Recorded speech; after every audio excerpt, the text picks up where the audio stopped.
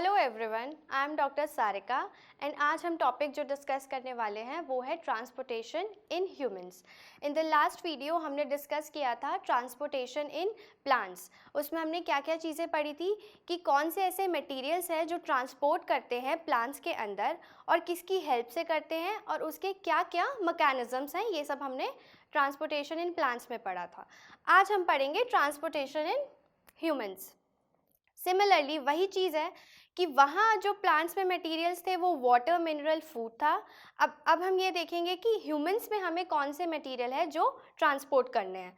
तो वो मटेरियल्स हैं जैसे आपका डाइजेस्टेड फूड हो गया, आपका रेस्पिरेटरी गैसेस हो गए, आपके एक्सक्रिएटरी प्रोडक्ट्स हो गए, हार्मोन्स हो गए और अदर सब्सटेंस। अब इन सारे मटेरियल्स को ट्रांसपोर्ट करने के लिए अगेन हमें एक सिस्टम की ज़रूरत है। तो ह्यूमन में वो सिस्टम क्या होता है? Circulatory system. ये सर्कुलेटरी सिस्टम मटेरियल को ट्रांसपोर्ट करता है एक पार्ट से दूसरे पार्ट में। That means the material that are transported from one part of a body to another by a mass system called as circulatory system. अब क्योंकि हम पर्टिकुलरली ह्यूमंस की बात कर रहे हैं तो ह्यूमंस का आप लोग ऑलरेडी जानते हो कि मेटाबॉलिक रेट कितना हाई होता है। अब मेटाबॉलिक रेट जब हाई है दैट मीन्स कि आपको ज़्यादा न्यूट्रिएंट्स और ज़्यादा ऑक्सीजन की रिक्वायरमेंट होगी उस बॉडी के लिए। अब अगर न्यूट्रिएंट और ऑक्सीजन की रिक्वायरमेंट ज़्यादा है तो ऑब्वियस सी बात है कि आपका वेस्ट प्रोड्यूस होगा वो भी ज़्यादा होगा। तो उस वेस्ट को भी रिमूव करना ये भी एक्चुअली सर्कुलेटरी सिस्टम करता है, करेक्ट। अब जब हम बात करते हैं सर्कुलेटरी सिस्टम की तो इसमें हमें ये देखना है कि क्या ये सिस्टम किस चीज़ को इंश्योर करता है। So this system is actually और has to ensure that all the materials reaches all the cells of the body at a faster time, at a faster rate. दूसरी चीज़, the system should also collect all the materials from all the parts of the body and transport them wherever it is needed. तो अब हम बात करते हैं कि अब system तो हो गया हमारा, लेकिन सिस्टम का ट्रांसपोर्टर कौन होगा, मतलब कि उस मटेरियल को सिस्टम के थ्रू कैसे ट्रांसपोर्ट करके लेके जाएगा, वो कौन सा ट्रांसपोर्टर है। तो इसके बहुत सारे कंपोनेंट्स होते हैं इस सिस्टम के। पहला कंपोनेंट होता है blood, second is blood vessels, third is heart and fourth is lymph. अब हम वन बाय वन सारे कंपोनेंट्स को पढ़ेंगे। पहले हम बात करते हैं ब्लड की। तो ब्लड के दो पार्ट्स हैं ब्लड में, first is plasma, second is blood cells. Plasma जो होता है वो फ्लूइड लाइक स्ट्रक्चर होता है, ठीक है। और जो ब्लड सेल्स होते हैं again they are of three types, RBC, WBC, platelets. अब आरबीसी क्या होता है?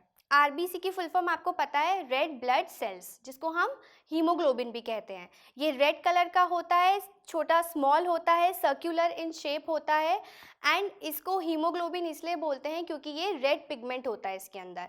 अब इसका फंक्शन क्या है? आरबीसी और I can say that hemoglobin, it transport oxygen from lungs to the different tissue of the body. Next आपका आता है WBC, means white blood cells. ये कंपैरेटिवली आरबीसी के लार्ज होता है, राउंडेड शेप होता है और कलरलेस होता है। अब इसका फंक्शन क्या है? WBC move actively and protect the body against the disease causing micro organism by destroying them. Means हमारी बॉडी में जो भी हार्मफुल माइक्रो ऑर्गेनिज्म एंटर करते हैं उसको ये डिस्ट्रॉय करने का काम करता है। थर्ड है आपका ब्लड सेल में प्लेटलेट्स, ब्लड प्लेटलेट्स। अब ये क्या करता है? ब्लड प्लेटलेट्स एक्चुअली में हेल्प करता है कोगुलेशन करने में ब्लड के। सपोजिटली आपकी बॉडी पे कहीं कट लगा, ठीक है, तो वो ब्लड निकलना शुरू हो जाता है, लेकिन आप कुछ देर बाद देखोगे वो ब्लीडिंग ऑटोमेटिकली स्टॉप हो जाती है। तो वो स्टॉप किस लिए होती है?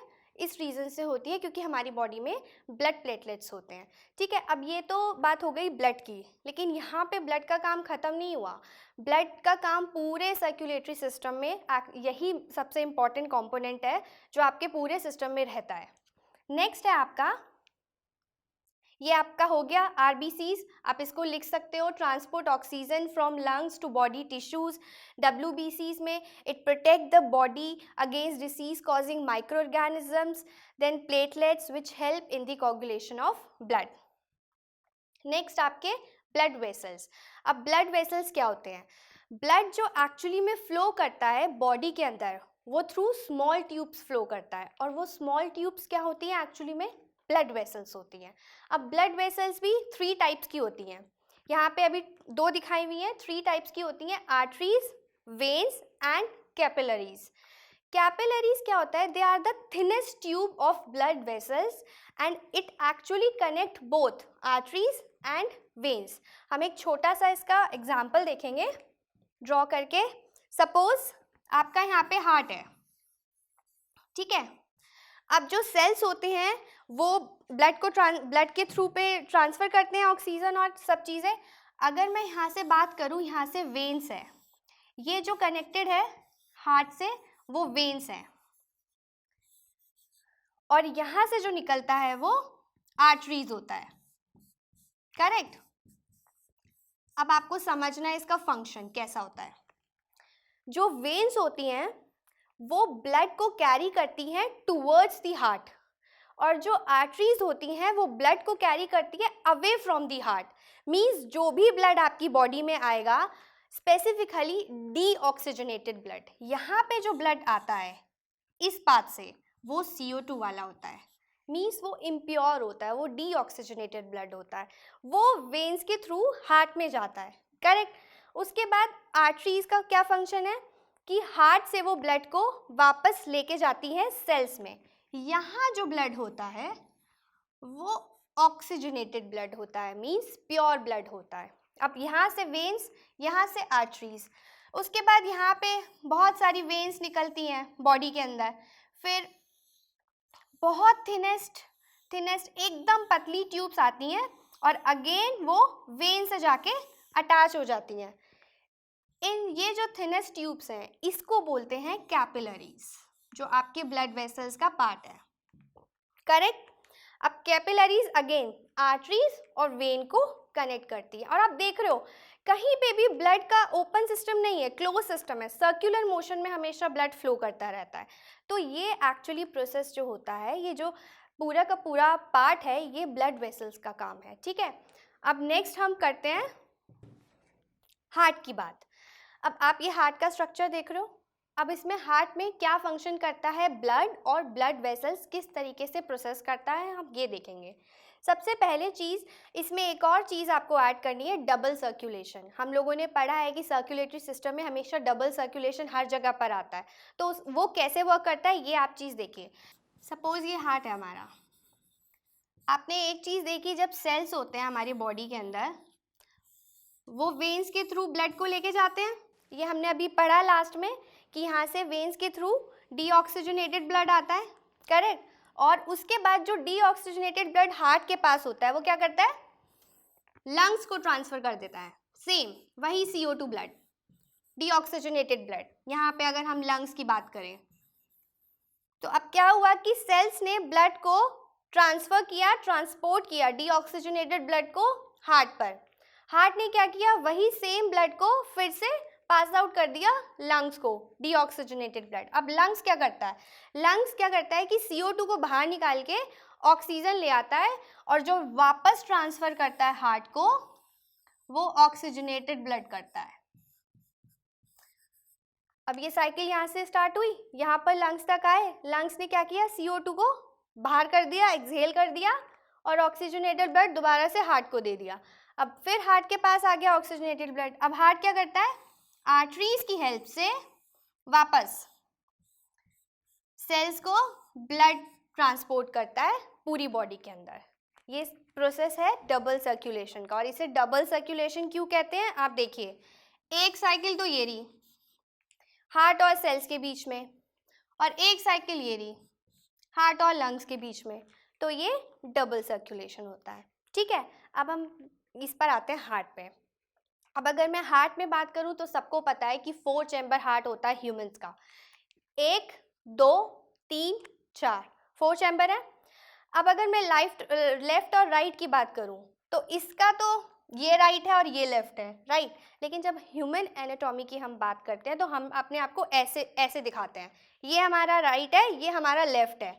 तो मतलब यहाँ वाला राइट हो गया, यहाँ वाला लेफ्ट हो गया। तो ये हमारा राइट एट्रियम हो गया, ये हमारा राइट वेंट्रिकल हो गया, ये हमारा लेफ्ट एट्रियम हो गया और ये हमारा लेफ्ट वेंट्रिकल हो गया। ऊपर वाले दोनों चैम्बर्स को बोलते हैं एट्रियम और नीचे वाले दोनों चैम्बर्स को बोलते हैं वेंट्रिकल।